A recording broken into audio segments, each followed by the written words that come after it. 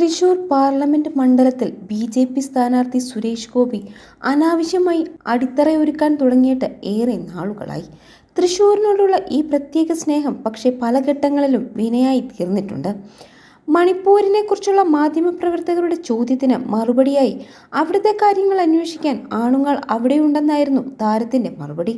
ഇതിന് മറുപടിയെന്നോണം തൃശൂർ അതിരൂപതയുടെ മുഖപത്രമായ കത്തോലിക്ക സഭയിൽ തൃശൂരിൽ മത്സരിക്കാൻ ആണുങ്ങളില്ലാത്തതിനാലാണോ സുരേഷ് ഗോപി ഇവിടെ മത്സരിക്കാൻ ഒരുങ്ങുന്നത് എന്ന ചോദ്യം ഉയർത്തുകയുണ്ടായി. പിന്നീടത് ലേഖകന്റെ നിരീക്ഷണമായിരുന്നുവെന്ന് സഭയുടേതല്ല എന്നുള്ള വിശദീകരണവും വന്നിരുന്നു.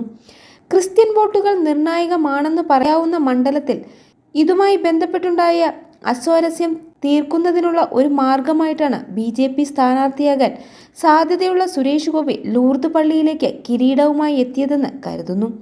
എന്നാൽ ഇപ്പോൾ ഇതിനെ സംബന്ധിച്ചൊരു വാർത്തയാണ് സമൂഹ മാധ്യമങ്ങളിൽ വൈറലാവുന്നത്. സുരേഷ് ഗോപി തൃശൂർ ലൂർദ് കത്തീഡ്രലിൽ സമർപ്പിച്ച സ്വർണ്ണ കിരീടത്തിലെ കള്ളി പുറത്താകുന്നു. ചെമ്പുതകിടിൽ സ്വർണം പൂശിയാണ് കിരീടമെന്നും ഇതിന് വളരെ കുറച്ച് സ്വർണം മാത്രം മതിയാകുമെന്നാണ് കഴിഞ്ഞ മാസം ചേർന്ന കത്തീഡ്രൽ പാരിഷ് കൗൺസിലിൽ വിവാദം ഉയർന്നത്. അതിനാൽ ഇത് സംബന്ധിച്ച് കൃത്യമായി മൂല്യനിർണ്ണയം നടത്താനുള്ള നീക്കത്തിലാണ് ഭാരവാഹികൾ. അല്ലാത്ത പക്ഷം തുടർന്നുവരുന്ന കൗൺസിലിൽ ഈ സ്വർണ്ണ കിരീടത്തിന്റെ മൂല്യം സംബന്ധിച്ച സംശയങ്ങൾ ഉയരുകയും അതിന് മറുപടി പറയേണ്ടി വരികയും ചെയ്യും.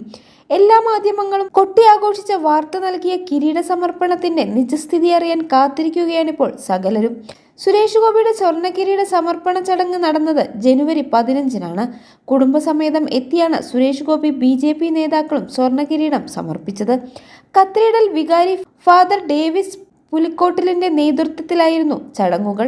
2 ആഴ്ചയിലധികം സമയമെടുത്ത സുരേഷ് ഗോപി സ്വർണം നൽകിയാണ് കിരീടം സമർപ്പിച്ചതെന്നും വാർത്തകൾ ഉണ്ടായിരുന്നു. ലൂർദിയിൽ പെരുന്നാളിനെത്തിയപ്പോൾ മാതാവിന്റെ തിരുസ്വരൂപത്തിലെ കിരീടം ഇളകുന്നത് കണ്ടതിനാലാണ് സുരേഷ് ഗോപി സ്വർണ്ണ കിരീടം നൽകി നിർമ്മിച്ചതെന്നായിരുന്നു കഥ.